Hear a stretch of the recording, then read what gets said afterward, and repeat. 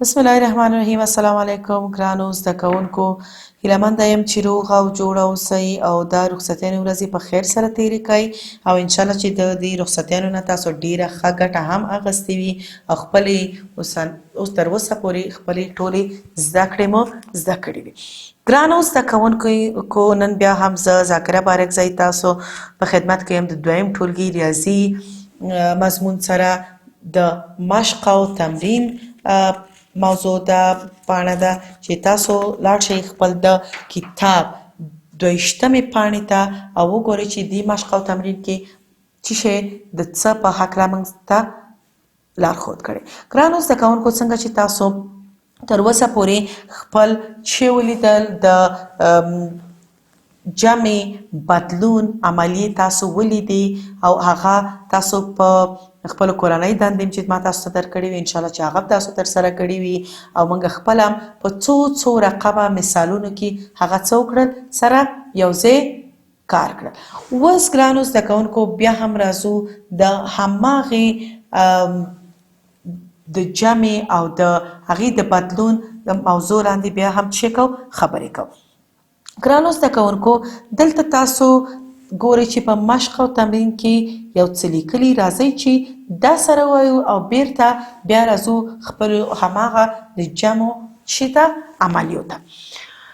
تاسو پوهیږئ چې 6 له 5 څخه زیات او داسې لیکل کیږي او هم پوهیږئ چې 7 له 8 څخه لږ او داسې لیکل کیږي. د جمع په عملیه کې په دې توګه چې دی په کار وړل کیږي.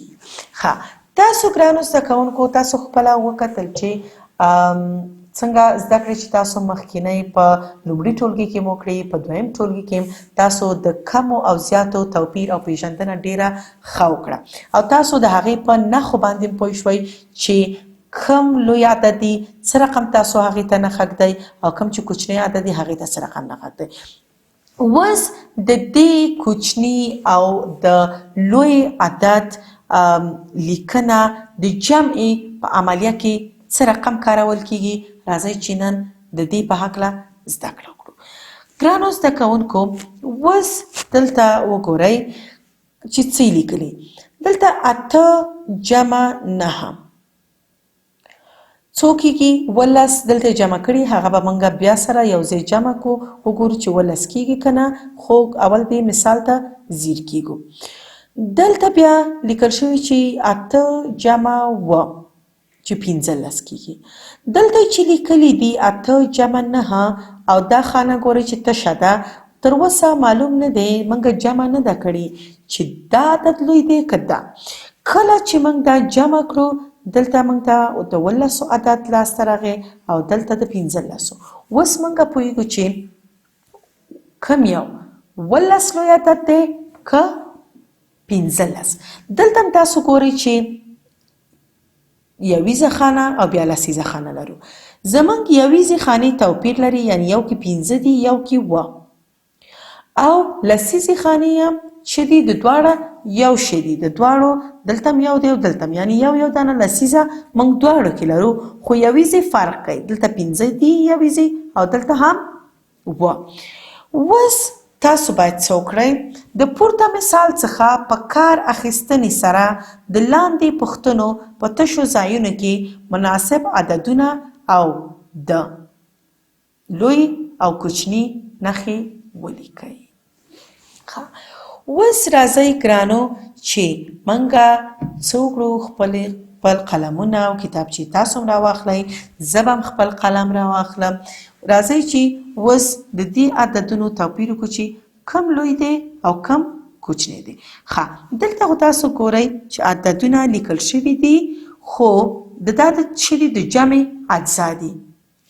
دا لیکل شوي خو موږ تر اوسه نه پوهیږو چې کم یو لوی دی او کم یو کوچنی دی، یعنی موږ د هغې مخې ته څه شی ولیکو؟ تر اوسه موږ په دې نه پوهیږو.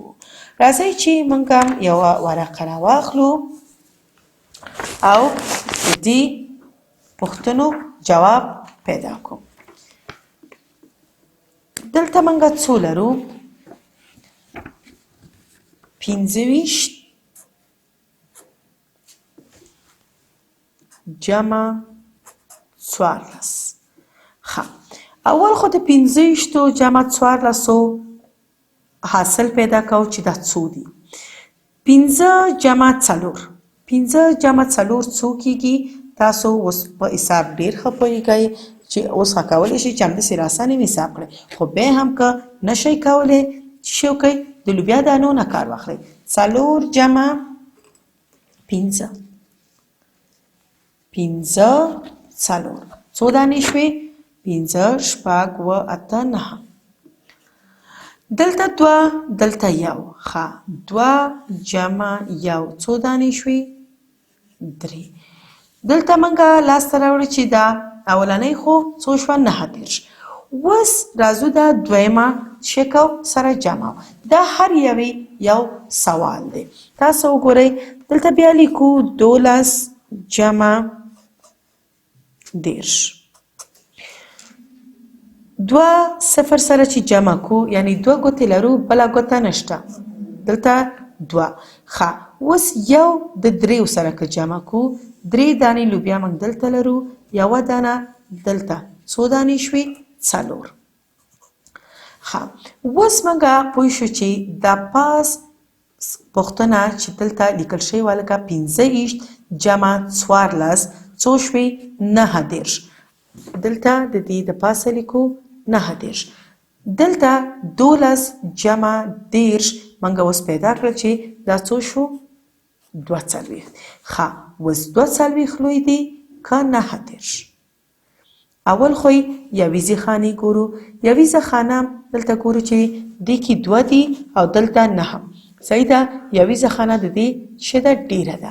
خو موږ کله چې ویل که موږ سلیزه خانه ولرو باید چې د سلمې خانې نه وګورو چې د کم یو سلیزه خانه لوړه ده.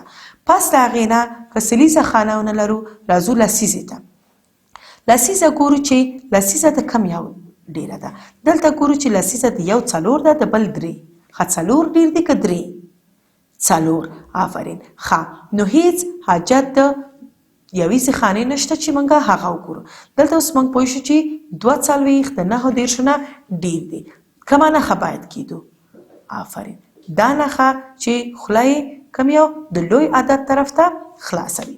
ښه اوس راځئ دویمې پوښتنې ته چې دا وګورو چې دې کې کوم یو عدد لوی دی او کوم یو کوچنی. دلته لرو موږ 20 جمع 20. ښه صفر چې تاسو 2 سره جمع کوئ یعنی 2 دانې قلمونه تاسو لرئ، نور هیڅ شی نشته. څو قلمه دي؟ بیرته 2. او دلته ګورئ چې 2 جمع 3 2 دلته څو شو؟ 3. ښه 2 جمع 3 څو شو؟ 15. کوم عدد لاسته راغی؟ 50. اوس راځو د دې عدد ښي خواته چې کوم یو لیکل شوی 40 جمع 18. دلته بیا د دې یویزې خانې سره جمع و. 0 د 8 سره چې جمع کو څو کیږي؟ یعنی دلته موږ 8 دانې لوبیا لرو. 1 2 3 4 5 6 7 8. ښه 8 لوبیا لرو، نور هیڅ هم نشته. څو پاتې شو دلته؟ څو دانې دي؟ 8. آفرین. ښه اوس راځو خپلې لسیزې خانې ته. که دلته موږ 4 دانې لوبیا ولرو او دلته 1 دانه ورسره بله څو دانې شو؟ 15. آفرین. دلته دا شو څو؟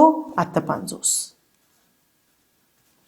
ښه ګرانو اوس تاسو په دې کې څنګه چې ما ویل چې اول د لسیزو خانو چیک او برابري کو. که لسیزه خانه ډیری خو خپله پوهیږو چې کم یو عدد لوی دی یا کم یو عدد جیک دی هماغه لوی دی. که دلته اوس موږ ګورو چې دواړه لسیزې خانې یو شی دي، دلته 50 دي دلته 58. لسیزې خانې یو شی دي. اوس راځو یویزو خانو ته. دلته ګورو چې یو کې ولیکل شوي بلکې 8. ښه و کم یو عدد زیات دی؟ 2 زیات دی که 8؟ اته. آفرین. په و چې یو بل زیات شي څو کېږي؟ اته. نو دلته موږ بیا هم کومه نښه ږدو؟ دا نښه چې دا خوله یې کوم یو طرف ته خلاصوي؟ د لوی عدد طرف ته. ښه، اوس راځو خپلې درېیمې پوښتنې ته چې دلته بیا هم کوم عدد لیکل شوی؟ 45 جمع څو؟ 23. دلته ګورو چې دا د ښي خوا عدد دی. اول دا جمع کو، بیا دلته ګورو چې یویزه خانه کې د یو څو دي؟ 15 د بل 3. که دلته موږ راواخلو دا 15 دلته هم 3. 15 او 3 څو شو؟ 15 شپږ و اته. دلته بیا په زو لسیزې خانې ته. لسیزه خانه کې د یو څو دي؟ 4 د بل 2. 4 او 2. 4 او 2 څو شو؟ شپږ. آفرین. کوم عدد لاسته راغی؟ اته شپېته. اوس راځو خپل ښي طرف عدد ته چې 33 جمع 22. دلته چې شه دی یویزه خانه کې څو لرو؟ 3 او دلته 2. که دا 3 لوبیاګانې موږ دې دوو سره جمع کړو څو کېږي؟ 15. دلته بیا هم په لسیزه خانه کې هم موږ 3 او بیا 2 لرو. بیا که 3 او 2 سره یو ځای وشمیرو او جمع یې کړو څو کېږي؟ 55. ښه، زموږ ښي طرف ته 55 عدد لاسته راغی او چپ طرف ته 8 ښه، اوس ګورو چې هم لسیزه یې دې نه ډېره ده او هم یویزه یې. ښه، موږ یویزې ته یې پام نه کوو او همدغه لسیزه یې چې دلته ګورو لسیزه د دې 6 ده او د دې 5 کوم یو عدد لوی دی؟ 8. کومه نښه باید کېدو؟ دا نښه په دې شکل باندې چې خوله یې د دې لوی عدد طرف ته چې خلاصوي. ښه ګرانو زده کوونکو، دا هم اوس تاسو د مشق او تمرین برخه. دلته 3 پوښتنې نورې دي چې تاسو دا په خپلو کتابچو کې سره کار کړئ. وګورئ چې کوم یو عدد لوی کوم یو کوچنی دی، یعنی ښي طرف او چپ طرف عددونه دواړه بیل بیل سره جمع کړئ او بیا یې نتیجه ولیکئ. دا اوس تاسو نننۍ زده کړه انشاءالله چې تاسو د دې زده کړې څخه څه اخیستي تر راتلونکي زده کړې پورې چې بیا ستاسو په خدمت ته حاضرېږم. تاسو په لوی الله سپارم. خوشحاله اوسئ.